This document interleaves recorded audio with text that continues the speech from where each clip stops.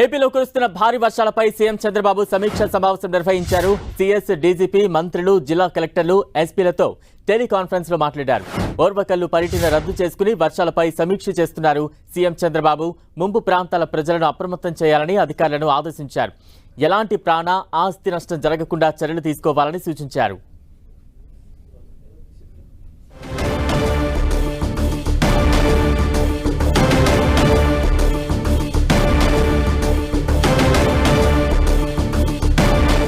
ఏపీలో భారీ వర్షాలపై ముఖ్యమంత్రి చంద్రబాబు అధికారులతో సమీక్ష సమావేశం నిర్వహించారు. అధికారులతో టెలికాన్ఫరెన్స్ ద్వారా పలు ఆదేశాలు జారీ చేశారు. సీఎస్, డీజీపీ, మంత్రులు, జిల్లా కలెక్టర్లు, ఎస్పీలతో టెలికాన్ఫరెన్స్లో ఆదేశాలు జారీ చేశారు.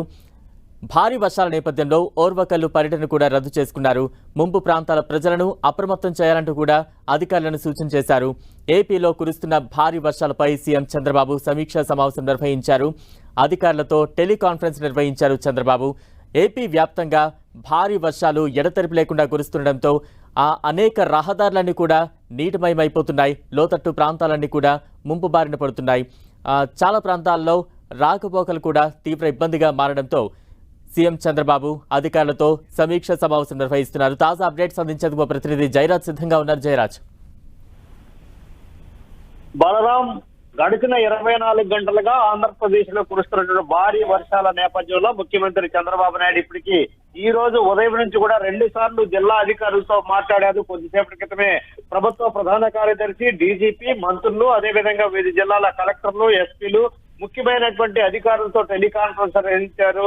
కీలకమైనటువంటి ఆదేశాలు జారీ చేశారు. ఆయన ఈ రోజు వాస్తవానికి పింఛన్ల పంపిణీ కార్యక్రమంలో భాగంగా ఓర్వకల్లు పర్యటన జరగాల్సి ఉంటే ఈ కురుస్తున్నటువంటి భారీ వర్షాలు వివిధ ప్రాంతాల్లో ఎదురవుతున్నటువంటి ఇబ్బందికరమైన పరిస్థితుల నేపథ్యంలో ఆ పర్యటన రద్దు చేసుకుని మరి ఈ రోజు ముఖ్యమంత్రి చంద్రబాబు నాయుడు టెలికాన్ఫరెన్స్ కొద్దిసేపటి క్రితం నిర్వహించారు. రాష్ట్రంలో ఉన్నటువంటి పరిస్థితులన్నీ కూడా జిల్లా కలెక్టర్ని అడిగి తెలుసుకున్నారు. ఎక్కడ ఏ విధమైనటువంటి ఆస్తి నష్టం, ప్రాణ నష్టం జరగకుండా మొత్తం ప్రభుత్వ యంత్రాంగం అంతా కూడా ఫీల్డ్ లో ఉండాలి. ఎప్పటికప్పుడు తనకు సమాచారం అందజేయాలి.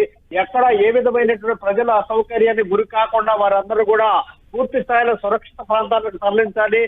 అదేవిధంగా కృష్ణా, గోదావరి నదులకు కూడా వరద తాకిడి ఎక్కువ అవుతున్నటువంటి నేపథ్యంలో ఆయా ప్రాంతాలు, పరివాహక ప్రాంతాలలో పరిస్థితులన్నీ కూడా కట్టుదిట్టంగా అమలు చేయాలి. అవసరమైనంత మేర సిబ్బందిని, ఆ ఎన్డీఆర్ఎఫ్, ఎస్డీఆర్ఎఫ్ సిబ్బందిని కూడా పూర్తి స్థాయిలో ఆ క్షేత్రస్థాయికి దింపాలని చెప్పేసి ఆదేశాలు జారీ చేశారు. అదేవిధంగా మంత్రులు, ఆ నియోజకవర్గంలో ఉన్నటువంటి మంత్రులు కానీ, ఎంపీలు కానీ, ఎమ్మెల్యేలు కూడా పూర్తి స్థాయిలో ప్రజలకు అందుబాటులో ఉండాలి.